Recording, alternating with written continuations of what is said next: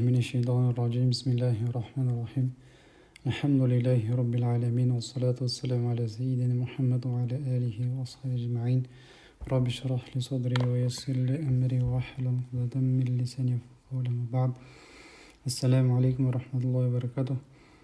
Biz медицинский курс кітабынан дәрс рабия 4-ші сабақ келдік. Сабақты бастамастан алдын каналға тіркеліп, лайк басып, комментарий жазып кетіңіз, пікіріңізді қалдырып, Алла разы болсын. Сабағымызды бастайық. Біріншісі әл-бейт. Бұл 4-ші сабақта өте қызықты, өте маңызды сабақтардың бірі. Соған тоқталайық. Мысалға әл-бейт. Біз оған сабақта алиф-лам, қамария, шәмсия деген әріптер өттік. Сондай жалғауларды. Әл-бейт. Егерде фи деп айттық, фил бейти, бұл фи дегеніміз үйде. Бұл не? Да де, тате деген білдіреді. Бұлай жазайын. Үйде. Фи дегеніміз осы жалғау. Да де, тате деген секілді. Және де бұл үйдің ішінде деген секілді. Орыста внутри дейді, внутри немесе ағылшында ин бар. Сондай жалғауға бұл. Сондай жалғау. Үйде. Мысалы әл-мәсжид, егер бұл мешіт, фил мәсжиди болса, онда мешітте болады. Мешіттің ішінде. Мешітте.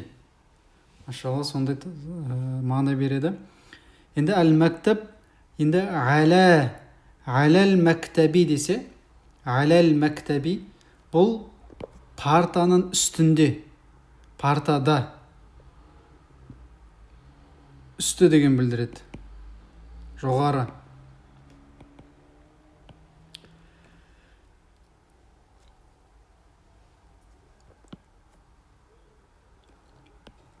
Әс-сәрир, кереует, әл-сәрир десе, уже кереуеттің үстінде, кроваттың үстінде.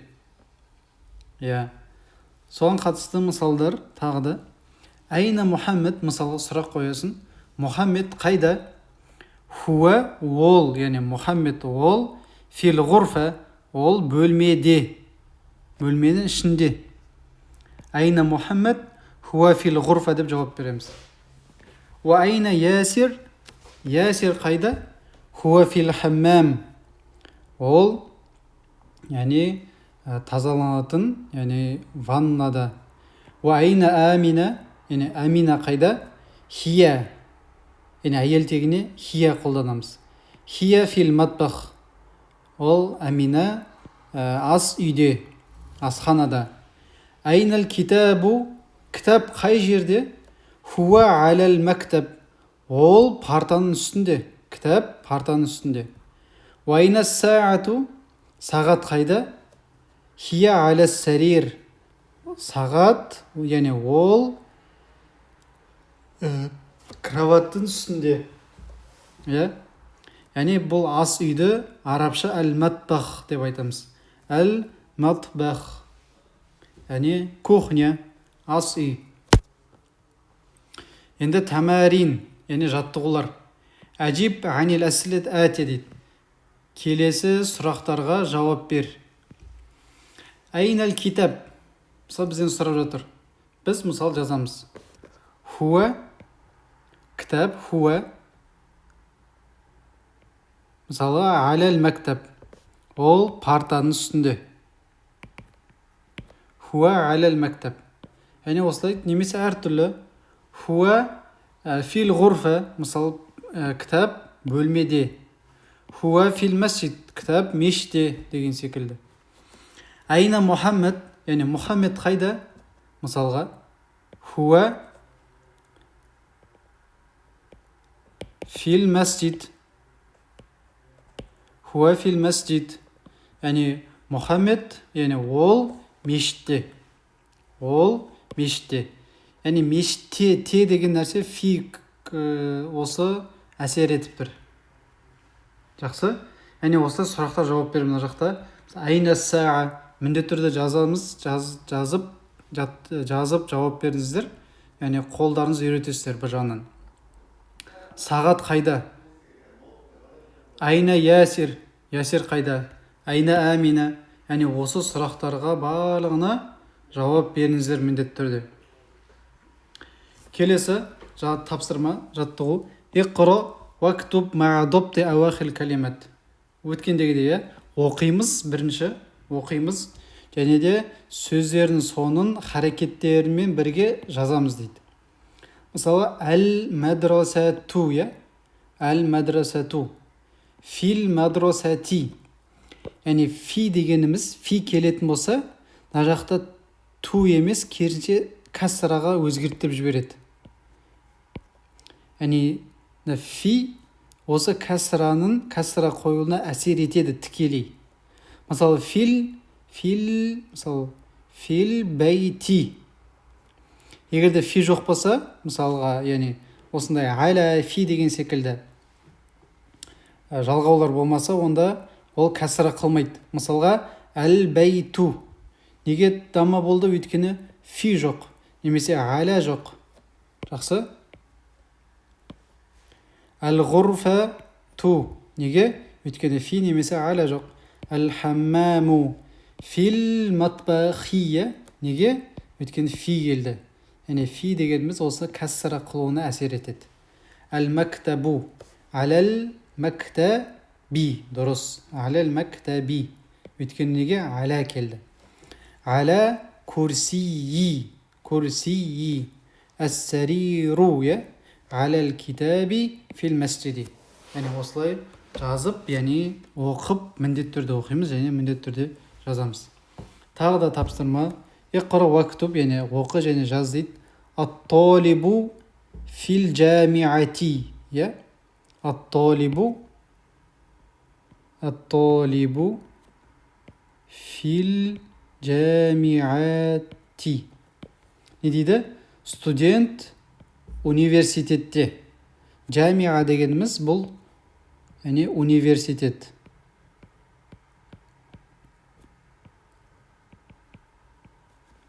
Оқу орны. Студент университетте. Екіншісі ар-роджулу фил мәсджиди. Ер адам мешітте, мешіттің ішінде. Айна тәжиру. Тәжір не дедік? Тәжір саудагер.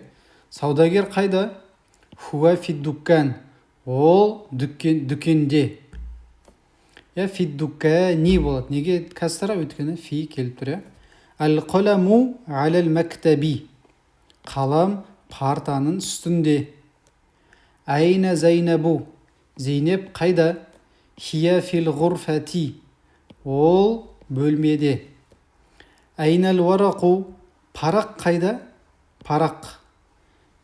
Кәдімгі парақ біз білетін. Ол қайда? Хуа әл-мәктаби. Ол партаның үстінде. Айнал-мударрису. Мұғалім қайда? Хуа фил-фасли. Ол сыныптың ішінде. Айна Ясир. Хуа фил-мирхади. Хуа фил-мирхади. Ол дәретханада. Мирхат дегеніміз не? Туалет былай айтқанда, яғни дәретхана.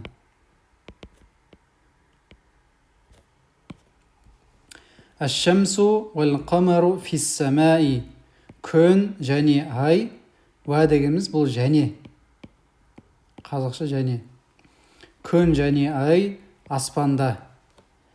Мән фил-фасли. Мына жақта мән. Мән фил-фасли. Яғни сыныпта кім бар?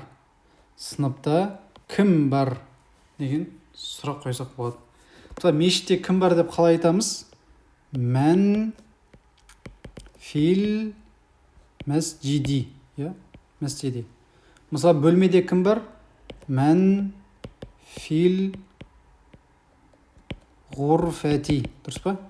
Ғурфати. Әне осылай қойсақ, сұрақ қойсақ, дұрыс болады, осылай қолданыламыз. Келесі тапсырма бұл адамның аттары. Әне арабша адам аттары. Мухаммадун. Мухаммадун. Мына жақта қыздың аты Әминату. не жақта мына байқағандарыңыздай мына жақта тәнвин жоқ. Мұхаммадун деп тәнвин болса ер адамдарда, әйел адамдарда ондай тәнвин жоқ. Не деп айтамыз? Әминату, Холидун, Зайнабу. Жақсы. Хамидун, Фатимату, Ясирун, Марьяму, Аммарун, Айшату, Саидун, Хадижату, Алиюн, Софияту, Аббасун, Руқайяту. Көбінесе ер адамдарда ондай тәнвин болады, әйел адамдарда тәнвин, адам аттарында тәнвин болмайды. Соған қатысты тапсырма беріп жатыр, оқы және де харекеттерін қойып жаз дейді. Ер адам хамидун, өйткені ер адам бұл хамидун. Зайнабу деп осылай мына жақтың барлығын өздеріңіз оқып, міндетті түрде жазып шығыңыздар. Жақсы. Енді келесі бұл тақырып, бұл да қызықты, өте маңызды. Әл-бәйту мин әл-бәйт десек. Мин деген жалғау қоятын болса қандай мағына береді? Үйден деген мағына. Үйден. Фи деген үйде болды ғой, ал мин деген үйден. Мысалы, үйден шықтым деп қалай айтамыз? Мин әл-бәйт деп айтамыз. Әл-мәсджиду иля болса, иля бұл бағытты білдіреді. Бағыт. Мешітке бардым деп қалай айтамыз? Сол кезде қандай жалғау қолданамыз? Иля дегенде. Қазір мысалдармен оқып түсінікті болады деп ойлаймын. Әл-мударрис мына жақта бізге диалог береді. Ұстаз бен Мұхаммедтің арасында, шәкірттің арасында диалог береді. Ұстаз айтады: "Мин айна анта?" Сен қайдан боласың? Сен қайдан боласың деген сөз мин айна анта. Сен қайдан боласың? Не дейді Мұхаммед? Ана минал ябан. Ябан дегеніміз бұл Япония, Жапония. Жапония. Мен Жапонияданмын. Бұл мысал, әлбетте. Мысалы, мин айна анта деп қоямыз да. Қайдансың? Орысша откуда дейді. Мин айна анта, қайдан боласың? Ана мин Казахстан, ана мин Киргизстан, ана мин Өзбекистан. Осылай қолданамыз. Ана, мен, ана дегеніміз мен, мин дегеніміз осы дантен. Минал. Мысалы, тағы да мысал, мұдаррис қояды. Ва мин айна Аммар. Аммар қайдан болады? Аммар қайдан? Хуа мина Син. Син дегеніміз бұл Қытай. Ол Қытайдан. Мұдаррис сұрақ қояды. Ва мин айна Хамидун. Хамид қайдан? Қай жерден? Хуа минал Хинд. Ол Үндіден, Үндістаннан. Үндістан. Айна Аббасун. Аббас қайда? Мин деп қоймасақ, айна, мына жақта мин жоқ. Айна Аббас. Аббас қай жерде? Қайда? Мұхаммед айтып жатыр, Хараджа. Ол не дейді? Шықты. Шығып кетті дейді. Бұл өткен шақта біліп жатыр. Шығып кетті. Болашақта емес, келер шақта емес, осы шақта емес. Хараджа дегеніміз шықты. Айна захаба. Ол қайда кетті? Айна захаба. Мысалы сұрақ қойсақ болады. Қайда кетті? Кетті деген мағына. Захаба, кетті. Захаба илал мудири. Ол кетті қайда? Иля, иля, бағыт. Директорге кетті. Мудир дегеніміз директор. яғни директорге қарай кетті. Ва айна захаба алиюн, Али қайда кетті? Захаба илал мирхади, ол дәретханаға кетті. Мына мирхат деген осындай жерді айтады, яғни ванный, яғни дәретхана, туалет дейді. Былайша айтқанда оқылған сол. Енді мына жақта мысалдар, тәмәрин, жаттығулар. Не дейді? Келесі сұрақтарға жауап бер. Мен айна әнті, сен қайдан боласың? Мына жақта жазасыз мысалға. Әнә, яғни мен Казахстан. Мен Қазақстаннанмын. Қазақстаннан келдім. Әнті минал Филиппин. Сен Филиппинненсің бе дейді. Филиппин деген мемлекет бар ғой, Филиппин. Филиппинненсің бе? Яқта бір маме папе деген мағына білдіреді. Сұрақ қойып жатыр. Сен Филиппинненсің бе? Я десеңіз нағам деп айтасыз, жоқ десеңіз лә, мысалға. Жоқ. Әнә мин, мысалы, Казахстан. Мысалға, мен Қазақстаннанмын. Мысалға, мән минассин. Қытайдан кім бар? Кім, я? Қытайдан кім бар? Мысалға жазасыз пәленше деген секілді. Мысалға да Мұхаммед деген секілді. Нарақты міндетті түрде толтырамыз. Нарақты осындай сұрақтарға жауап береміз. Барлығына жауап береміз. Иқра, келесі тапсырма. Иқра уактуб мa'дабтил ауахил калимат. Яғни оқып және де харекеттерін қойып жазамыз. Әл-ғурфату. Минәл-ғурфати болады. Неге? Бұл да минәл дегеніміз кәсіра қылады. Ана фи-аля деген секілді. Бұл да кәсіра қылатын жалғау. Мысалға, минәл-хаммами, әл-мирхаду деген секілді осының барлығын орындап шығамыз. Мына жақта иля келіп жатыр. Иляда бұл да не? Сол кәсіра қылады. Иля мирхади. Мирхади. Жақсы. Иқра уактуб дейді. Оқып және жазамыз бұны да. Мынаны оқып шығамыз. Мысалға, мин айна фатимату. Фатима қайдан? Хия минәл хинд, ол Үндістаннан деген секілді осының бәрін оқып, түсініп жазып шығамыз. Мына жақта бағана сұрақтар. Мына жақта әдемі бір жаттығу береді. Яғни осы 4 жалғауды сәйкес сөздерге мына жақта бос орындар қоямыз. Мысалға, әл-китабу әл-мәктәб деп жатыр. Енді кітап парта дейді. Яғни кітап парта. Қалай айтамыз? Мысалы, партада, оны қайсын қолданамыз? Мин деген бұл дантен. Кітап партадан болып кетеді, ол болмайды. Иля қойса, кітап партаға қарай болып кетеді, ол да болмайды. Фи, кітап партаның ішінде болып кетеді, дұрыс, ол да болмайды. Сосын алян қолданамыз да. Яғни кітап партаның үстінде. Аля, партада, партаның үстінде. Жақсы. Солай, мысалы, ат-талибу әл-фасл дейді. Шәкірт сынып. Не деп қайсын қойсақ болады?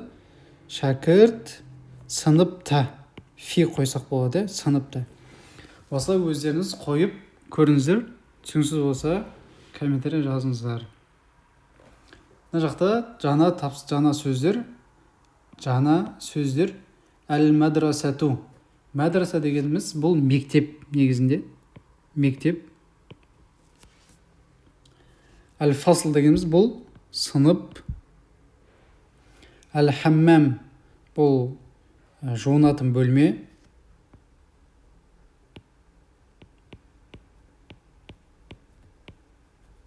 Әл-мирхат бағана біз айттық, дәретхана.